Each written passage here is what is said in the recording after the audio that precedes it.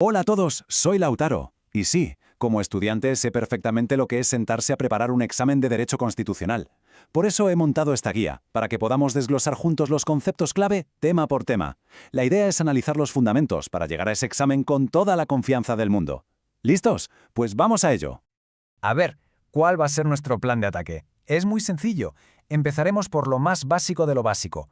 ¿Qué es el Estado? De ahí pasaremos a entender cómo se ejerce el poder y el papel de la Constitución como ley suprema.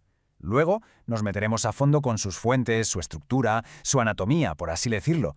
Y para rematar, veremos el alma de la ley, el preámbulo. Es una hoja de ruta completísima para dominar la materia. Vale, pues empecemos por el principio, por ese concepto que es como el cimiento de todo el edificio jurídico, el Estado. Para poder entender la Constitución, lo primero, lo fundamental, es tener clarísimo qué es el Estado y de qué piezas se compone. La definición técnica, la de manual, nos dice que es una corporación territorial. A ver, pensemos un poco en esto. No es simplemente un montón de gente en un sitio. Es una organización que tiene poder y, ojo, un propósito muy claro: buscar el bien común. Esta idea, la del fin superior, es absolutamente clave para entender por qué existe el Estado y cómo se justifica el poder que ejerce. Todo Estado, sea cual sea, se apoya en tres patas, tres elementos que son indispensables. Por un lado tenemos los dos que podemos tocar, los materiales, el territorio, que es la base física, el suelo que pisamos, y la población, que somos nosotros, el componente humano.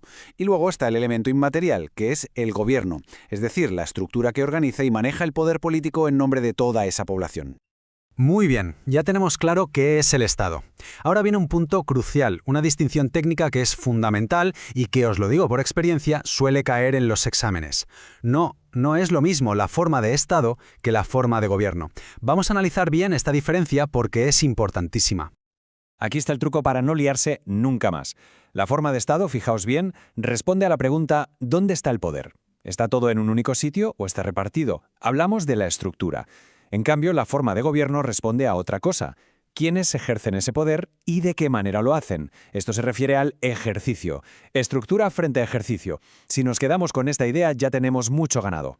Y esto nos lleva directamente a las dos formas de Estado más comunes. Por un lado, el unitario, donde todo el poder sale de un único centro. Y por otro, el federal, que es, como ya sabemos, nuestro caso en Argentina. Aquí el poder está descentralizado.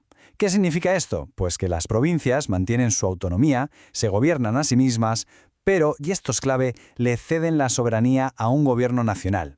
Y todas, absolutamente todas, están sometidas a la ley suprema, la Constitución. Y ojo aquí. Mucha atención, porque esto es una pregunta de examen de las que no fallan. Es un clásico que piden analizar la particularidad del artículo 1 de la Constitución. Así que vamos a desmenuzarlo como se merece. Ahí lo tenemos. Este es el texto. Es literalmente la piedra angular de todo el sistema político argentino. La nación argentina adopta para su gobierno la forma representativa republicana federal. Es increíble, ¿verdad? Una sola frase que lo define absolutamente todo. Y aquí vemos la genialidad, el desglose del artículo 1. Fijaos bien, representativa y republicana se clasifican como forma de gobierno. Pero ahí está la clave: federal es la forma de Estado. Este artículo define las dos cosas a la vez, de un plumazo. Es fundamental recordar esto: el federalismo no es una forma de gobierno, es la estructura del Estado. Que no se nos olvide. Vamos a profundizar un poco más en esa palabra republicana, porque no es una sola cosa, es un paquete de principios que son esenciales. Tenemos la división de poderes, para que nadie acumule demasiado y evitar tiranías, la elección popular de las autoridades, la periodicidad de los mandatos, para que haya renovación, la responsabilidad de los funcionarios, que no pueden hacer lo que quieran, y la publicidad de sus actos, la transparencia. Y todo esto se apoya sobre un pilar maestro: la igualdad ante la ley. Estos son los cimientos de la República. Y aquí va otra distinción importante que se enmarca dentro de la forma de gobierno. Argentina, como sabemos, tiene un sistema presidencialista. La diferencia fundamental con el parlamentarismo está en el origen, en la fuente de legitimidad del poder ejecutivo. Aquí al presidente lo elige directamente el pueblo. En un sistema parlamentario, en cambio, el jefe de gobierno sale del parlamento y necesita su confianza para poder gobernar. Son dos lógicas muy distintas. Bueno, pues todo esto que acabamos de ver nos lleva como por un embudo al documento que lo define y lo organiza todo: la Constitución. Es la ley de leyes, la norma suprema de la que nace todo el ordenamiento jurídico del país. Aquí hay un concepto clave que hay que entender sí o sí. La Constitución funciona en dos planos. Por un lado, la Constitución formal, que es el texto, lo que está escrito en el papel, y por otro, la Constitución material, que es la Constitución real, la que se vive en la calle, la que se aplica en el día a día. Lo ideal, claro, es que las dos fueran un calco, pero no siempre es así. El ejemplo de los juicios por jurado es perfecto. Están en el texto, pero no se aplican en todo el país. Ahí se ve perfectamente esa tensión entre lo que la ley dice y lo que en la práctica ocurre. Vale, ¿y de dónde sale todo el derecho constitucional? Pues no solo del texto de la Constitución.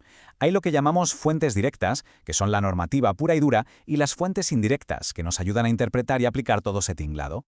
Dentro de las fuentes directas hay una jerarquía, un orden. En la cima de la pirámide, la Constitución Nacional y los tratados de derechos humanos, que están al mismo nivel.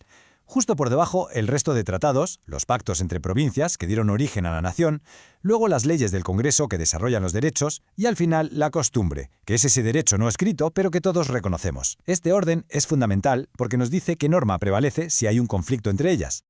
Luego tenemos las fuentes indirectas. Ojo, estas no son normas obligatorias, pero son importantísimas para la interpretación. La jurisprudencia, sobre todo las sentencias de la Corte Suprema, nos dice cómo se aplica la ley en la vida real, en casos concretos. La doctrina, que son los libros y estudios de los expertos, nos da las herramientas para analizar. Y el derecho comparado nos permite mirar qué hacen otros países, como Estados Unidos, que fue por cierto una inspiración enorme para nuestra propia Constitución. Muy bien, ya hemos visto de dónde viene el derecho constitucional. Ahora toca abrir el capó y ver el motor. Vamos a analizar el documento en sí. ¿Cuál es la anatomía de nuestra Constitución? ¿Cómo está organizada por dentro? La estructura es bastante lógica, la verdad. Se abre con el preámbulo, que es como la declaración de intenciones. Después viene la primera parte, la que llamamos dogmática, que es donde están todos nuestros derechos y libertades, el corazón del asunto.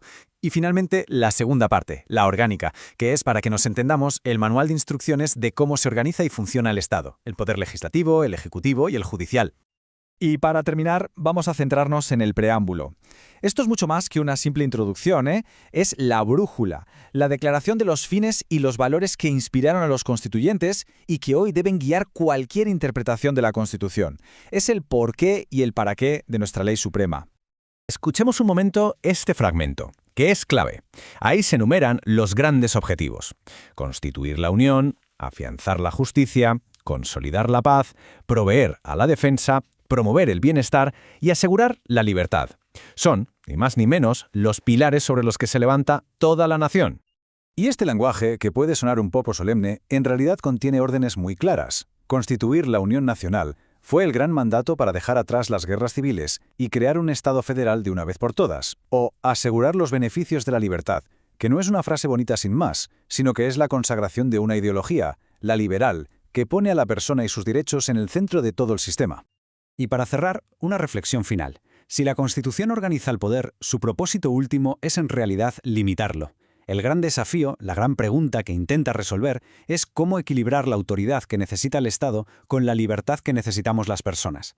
Entender cómo se resuelve esa tensión en cada artículo, en cada sentencia, es en el fondo entender el corazón del derecho constitucional.